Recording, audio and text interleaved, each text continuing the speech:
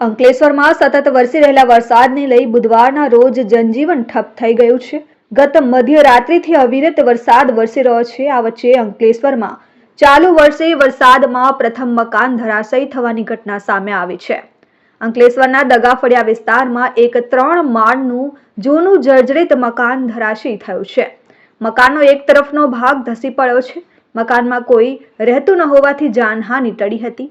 ઘટના અંગે સ્થાનિકો દ્વારા પાલિકા કચેરીમાં જાણ કરાતા ઇમરજન્સી રિસ્પોન્સ ટીમ સ્થળ પર દોડી આવી હતી અને કાટમાળ હટાવ્યો હતો. તો બીજી ઘટના અંકલેશ્વરના હવેલી ફળિયા વિસ્તારમાં બની છે, જ્યાં એક જૂનું બંધ મકાન ધરાશયી થયું છે, જે અંગે સ્થાનિકો દ્વારા પાલિકામાં જાણ કરાઈ હતી. પાલિકા ચીફ ઓફિસર કેશવ કોલેડિયાએ જણાવ્યું છે કે બંને ઘટનામાં કોઈ જાનહાનિ થઈ નથી અને બંને મકાન માલિક તાકીદે મકાનનો જર્જરિત ભાગ ઉતારી લેવા સૂચના આપવામાં આવી છે.